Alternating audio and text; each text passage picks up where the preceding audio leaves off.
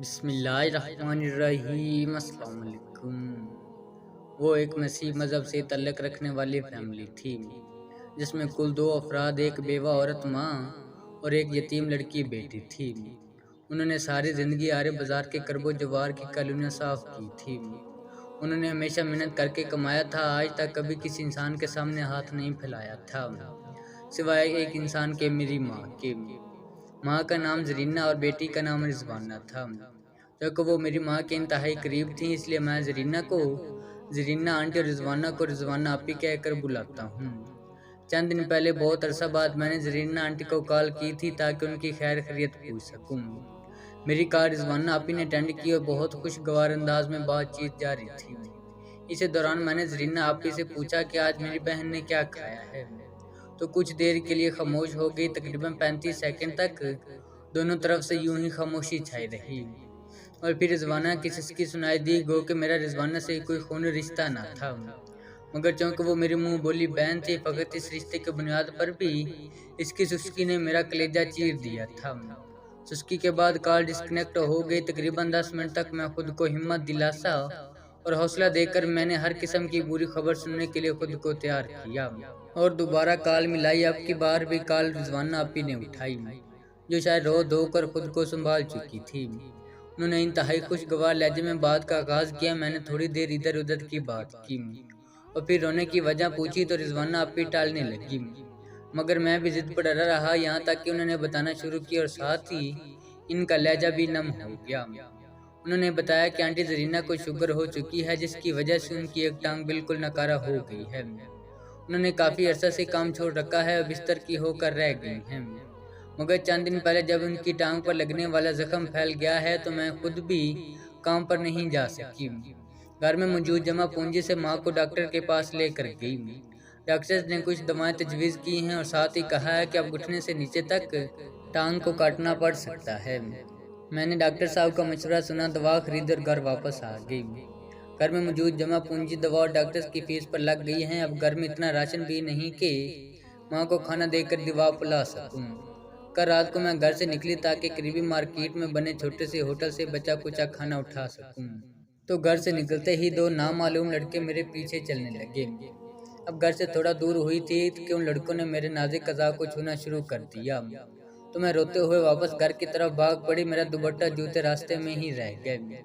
اب مجھ میں اتنی ہمت بھی نہیں ہو پا رہی کہ میں جا کر اپنا دوپٹہ اور جوتے ہی ڈھونڈ لوں۔ اتنی سی بات کے بعد رضوانہ آپی پھر رونے لگی اور پیچھے سے آنٹی کے کراہنے کی آوازیں آنے لگی، تو میری بہن نے کال بند کر دی اور ماں کی خدمت کرنے لگی۔ میں جب لاکھ کوششوں کے بعد بھی اپنی بہن کی مدد کرنے کے لیے گنجائش نہ نکال پایا تو برسوں پہلے کے ایک پرانے اور قابل احترام قاری احد شاہ سے التجا کی، جو آج کل لندن میں مقیم ہیں اور لاہور سے ہی تعلق رکھتے ہیں۔ ان کا اپنا اسپیئر پارٹس کا بزنس ہے۔ میری درخواست پر انہوں نے نہ صرف آنٹی زرینہ اور ان کی بیٹی کی مالی مدد کی، بلکہ آنٹی زرینہ کے مناسب علاج کا بندوبست کرنے کے ساتھ ساتھ رضوانہ آپی کو اپنے لاہور والے گھر میں کام بھی دے دیا۔ آج رمضان کے آغاز میں مجھے آنٹی زرینہ کی کال آئی، جن کے الفاظ سے خوشی چھلک رہی تھی۔ انہوں نے برسوں پہلے میری ماں کی گئی ایک نیکی یاد دلاتے ہوئے بتایا کہ ہماری مذہبی کتاب خریدنے کے لیے ہمارے پاس پیسے نہ تھے، تو تمہاری ماں نے دیے تھے، اور آج بھی جب میں مجبور لاچار ہو کر موت کا انتظار کر رہی تھی اور بیٹی کو ان درندوں کے درمیان چھوڑ کر مرنے کی بجائے خودکشی کرنے کا مشورہ دینے کا سوچ رہی تھی، تو آج پھر تم نے مجھ پر احسان کیا۔ تم لوگوں کا برتاؤ سے متاثر ہو کر میں اور میری بیٹی اسلام قبول کرنا چاہتی ہیں۔ آنٹی زرینہ کی بات سن کر خوشی سے میرے آنسو بہہ نکلے اور میں نے ان کو بتایا کہ اب کی بار ان کی مدد کرنے کے لیے اللہ تعالیٰ نے احد شاہ کو فرشتہ بنا کر بھیجا ہے، لہذا میری خواہش ہے کہ میرے محترم قاری صاحب کے ہاتھوں کلمہ شہادت پڑھ کر دار اسلام میں داخل ہوں۔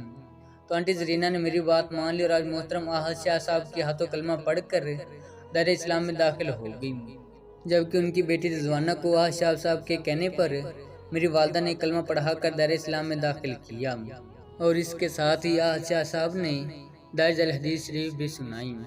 نبی کریم صلی اللہ علیہ وسلم نے مولا علی شیر خدا رضی اللہ تعالیٰ عنہ سے فرمایا، انہیں اسلام کی دعوت اور انہیں بتلاؤ کہ جو اللہ کے حقوق ان پر لازم ہیں۔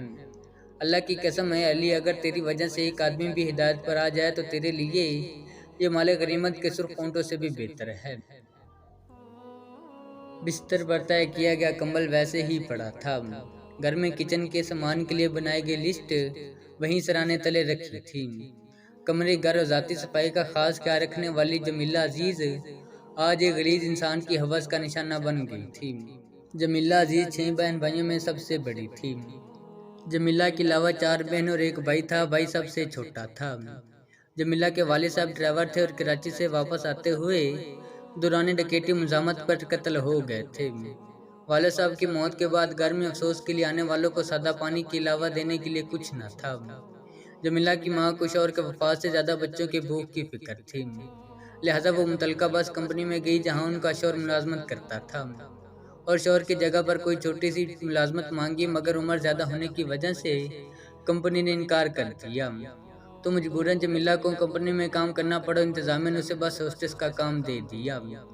جمیلہ کی عادت تھی روز صبح سویرے کچن کا سامان دیکھ کر جاتی، اور جو چیز ختم ہو چکی ہوتی یا ختم ہونے کے قریب ہوتی واپسی پر لیتی آتی، اور مہینے کے شروع میں جب تنخواہ ملتی تو ایک ہی بار لسٹ بنا کر مہینے بھر کا راشن لے آتی، جو کہ نصف ماہ بعد ہی کم پڑنے لگتا، اور آج بھی اسے تنخواہ ملنے کی امید تھی، لہٰذا اس نے رات کو لسٹ بنائی تھی جس میں کچن کے سامان کے علاوہ اس نے پہلی بار اپنی بہنوں کی پسندیدگی پوچھی، اور ان کی خواہش کے حساب سے کسی کے لیے چوڑیاں، کسی کے لیے مہندی اور کسی کے لیے کیچر وغیرہ بھی لکھ دیے تھے۔ آخر میں بھائی کے لیے لائٹ والی گھڑی اور جوتے بھی لکھ لیے، مگر وہ لسٹ بنا کر سراہنے کے نیچے رکھی، اور صبح اجلت میں نکلنے کی وجہ سے وہ گھر ہی بھول گئی۔ مقررہ وقت پر پہنچی، اپنے فرائض سر انجام دینے لگی۔ جب تمام مسافر بیٹھ گئے تو بس میں سوار ہو کر وہ روانہ ہو گئی۔ راستے میں مسافروں کی ضروریات کو پورا کرتی گئی، ہر ممکن کوشش کرتی تھی کہ اپنے کام میں غفلت نہ کرے، تاکہ ایک تو بہن بھائیوں کو رزق حلال کھلا سکے اور دوسرا ان کی ملازمت قائم رہے، کیونکہ اس اکلوتی لڑکی کے سر پر اس کا پورا گھر چل رہا تھا۔ مگر تقدیر کو آزمائش منظور تھی۔ کمپنی کے ایک سیکورٹی گارڈ کافی عرصہ سے موقع کی تلاش میں تھا۔ آج جب اس کو موقع ملا تو اس نے بس کے اندر ہی جمیلہ کی درندگی کا نشانہ بنا دیا۔ مزاحمت اور شور کے ڈر کی وجہ سے ایک جمیلہ کا گلا دبا کر اس کے سر پہ پستول کا دستہ بٹ مارتا رہا، یہاں تک تکلیف، اذیت، درد اور سانس کی تنگی ساتھ ساتھ درندگی سہتی ہوئی وہ بے ہوش ہو گئی۔ وہ ہوس پرست اپنی ہوس مٹا چکا تو اس نے اپنے ساتھی کو دعوت گناہ دی، مگر اس کا ساتھی دل میں خوف خدا رکھنے والا انسان تھا۔ جو ہی اس کو سیکورٹی گارڈ کی اس گھٹیا حرکت کا پتہ چلا، اس نے فوراً ہی جمیلہ کو اسپتال پہنچایا، قانون کے ادارے کو اطلاع دی اور اپنی انتظامیہ کو بھی خبردار کر دیا۔ یوں وہ بدبخت جمیلہ کا مجرم گرفتار ہو گیا، مگر پاکستان کے مضبوط قانون کے مطابق مجھے پورا یقین ہے جمیلہ جیسی لاچار لڑکی کو مجبور کر کے جلد از جلد کیس کو ختم کروا دیا جائے گا، مگر شاید جمیلہ کبھی نہیں بھول سکے گی کہ بہنوں کی چوڑیاں، کیچر اور بھائی کی لائٹ والی گھڑی خریدنے کی خواہش لیے گھر سے نکلنے والی لڑکی ایک وحشی درندے کی ہوس کا نشانہ بن گئی۔ جب اس کی والدہ کو اپنی بیٹی پر بیتے ظلم کا پتہ چلا تو وہ بے اختیار پیسوں کی تلاش میں وہ اپنی بیٹی کے کمرے کی طرف دوڑی، جہاں اسے کچھ پیسوں کے علاوہ گھر کی ضروریات کے سامان کی یہ فہرست بھی مل گئی تھی، اور فہرست دیکھتے ہی اس کا حوصلہ ٹوٹ گیا تھا۔ وہ روتے روتے بیٹی کو پکارنے لگی تھی اور کہنے لگی تھی کہ اگر لٹنا ہی تھا تو کاش تیری جگہ میں لٹ گئی ہوتی۔ ماں ہونے کے ناطے اسے بیٹی کی عزت لٹ جانے کا غم اس لیے بھی زیادہ تھا کہ بیٹی پہلے ہی یتیم تھی، اب آبرو ریزی کا داغ ماتھے پر سجائے وہ کیسے زندگی جی سکتی تھی۔ اختتام۔